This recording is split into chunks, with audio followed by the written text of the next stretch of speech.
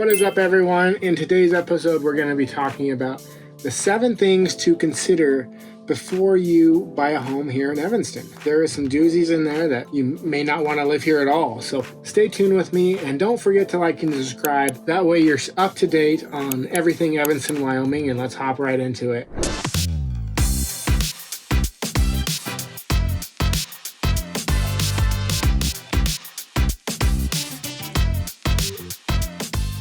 So the first and number one thing you should consider on before you buy a house here in Evanston, Wyoming is travel. So do you like to travel a lot? And how are you going to travel when the snow is really bad? Just for some context, if you live past the Sisters, so if you live east of Evanston, Wyoming, like Mountain View, Kemmer, the Valley, travel's going to be really hard for you sometimes in the winter months because those snow-packed roads and the wind, they shut down those whole roads completely. You might not be able to catch your flights. You might not be able to get to friends and family during those harder days. And they're not a ton of days, but there is about a week where you cannot drive any farther east than Evanston. So you can come up through Utah, but once you hit Utah, it shuts down. All the truckers get stuck here. All of a sudden you'll see our town just fill up with hundreds of truckers coming from Utah. So they're stuck because they can't travel. So the first thing I would definitely consider on is the travel in the snow. Like, are you going to live on a dirt road and you need 4-wheel drive because the snow has made everything a muddy mess? Or are you going to live in town where they plow the roads a little bit more frequently? And still in town, like when I first moved here, I had a little Honda Accord, and I was on those bad snow days, I was getting stuck in my own driveway. So that's the first thing you need to consider on before you think about moving to Evanston, Wyoming. The second one has to be more about like livestock. Do you want livestock in your life? Do you want to have the horse and the cow and chickens? So that's really to decide on where you live in town or outside of town too. There's different areas with larger plots of acreage if you wanted to have livestock. Now, if you don't want to have livestock, then a little 1/18 of an acre house in town would do you. But if you're wanting a cow or a horse, you're gonna have to live either north or south of town if you want to have animals like that. In town, a lot of places in town allow chickens depending on the area, but just make sure you check with your realtor and the zoning, because different parts of town have different zoning on if you can have any animals or not. So just check with the zoning, check with your agent and the title, and make sure you can have those animals. Because I'm working with a client right now who bought a house, and then he found out he can't have animals on his acreage. And so there is opportunities out there where you can buy a house and not have any animals. So definitely check if you can have animals at that location. Hey y'all, are you thinking about relocating to Evanston, Wyoming? My team and I have developed the ultimate relocation guide, and it's 100% free. Down in the description, let me know what you think. Have a great day. My number 3 thing is, how remote do you want to be? Do you want to be so remote that you don't see anyone for 10-15 minute drive, 20-minute drive, where you have to have solar panels and a well and a septic system or a cistern system? We do have those areas out here, especially like in Piedmont. If you're up in Piedmont, if you want to live out there full time, you're going to have a well, you're going to have solar system. If you're that remote as well on a lot of those properties, in the winter when it snows real bad, they don't plow the roads. So you're going to have to park your car where they do plow the roads and get a snowmobile and go back and forth. And there's quite a few people in this community that do that, actually. I remember back when I first started at Smith's, there was a bakery gal who did that for a little bit. She lived up in the Uintas, and every morning she woke up and got on her snowmobile and started her up and hauled down the mountain and got into her car and drove into work via car and snowmobile. So that's an option for people if you want to be remote. Just keep that in mind of when it snows, it's going to snow, and you may or may not have the capabilities to get plowed out. So keep that in mind. Definitely. That's my number 3, is how remote do you want to be? Number 4 has to be heat source.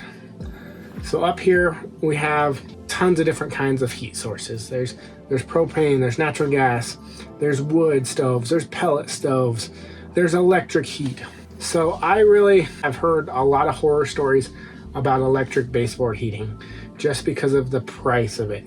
The price, depending on the size of your house, it can reach $500-600 a month in the wintertime when it's super cold and windy, and that wind is just shearing through your walls and you're trying to keep your house heated. I definitely say probably stay away from baseboard heating if at all possible, and go with natural gas, propane, or even pellet stove or a wood stove. But yeah, heating sources, there's a whole bunch of different kinds, but just choose them wisely because the different energy costs will change your entire life on your pocketbook. And up here it's like $30. You go down to the ranger station, you pay $30. You can go into the UNA's, cut a bunch of wood out of there, load it up, bring it home. I think you get like 10 cords for $30. You pay at the ranger station there in town. Go up to the mountains with your buddies, break open the chainsaws and load up some trailers full of wood. So that's an option too. A lot of people use pellet stoves here. They're the little tiny wooden pellets that look like, if you're not used to it, so they're little pellets, almost look like they go in a smoker. A lot of people use wood stoves that take those. So there's tons of different heating options, but definitely choose your heating options wisely because it's going to affect your pocketbook pretty big, just because, yeah, you don't want to be stuck in the winter in the cold, pain in an arm and a leg, or stuck in the winter in the cold and not have any pellets or any wood to keep you warm as well. So yeah, multiple heat sources, awesome if you can get it, but I would also stay away from electric if you can, just to save your pocketbook. Number 5 has to be, are you wanting land and then do you want to build on the land? So if you're thinking about just coming up here and buying land, there's so many different kinds of land up here. We do have mountains, we do have hills and valleys and rivers and streams, and so really choose your land wisely, especially when it comes to costs of excavating and dirt work. So dirt work can add up tremendously depending on where you're at. I always recommend a nice flat spot, higher than the water table for sure. If you can get out of a flood zone, get out of the flood zone. I mean, you don't want your crawl space or your basement filling full of water. So just make sure your land is nice and flat and you're not trying to do tons of excavation work. If you're on the mountainside and you want those great views and you don't mind paying the price for excavation work, good on you. But it's pretty hard to do some of the excavation work on some of the properties that we have up here, just because they are on hillsides, very much so. And then that leads me into number 6, flood zones. We do have flood zones here because we do have rivers. So if you're wanting to get out of the flood zone, I would suggest staying outside of a flood zone. It is always super nice to live close to a river or a stream or a water source for sure, but those flood zones can add up tremendously, especially when either you have to bring in tons of dirt to get up out of the water, or if you're stuck in the water and you're stuck in that flood zone and you're having to pay $2,000 to $3,000 a year additional insurance on your house. And that can be huge for a lot of people. So staying out of those flood zones is very important for a lot of people. If you want to know if you're in a flood zone or if you're looking at a property in a flood zone, make sure you ask your realtor. They also have a map online. It's an interactive map that you can play with. Throw in the address on the FEMA website to see if you're looking at a property in a flood zone, because that is kind of a big deal. You don't want to be, water problems are not fun problems to have. Either running out of water or too much water can be just the same, about as big as problem. So make sure you're not in a flood zone. If you're not sure, or if you want to be in a flood zone, good on you, but I recommend staying out of them for sure. My number 7 thing that you need to look at before you buy a house in Evanston has to be the age of the home. So in UNA County, back in 1920, they had a big fire at the courthouse. And back then there was nothing online.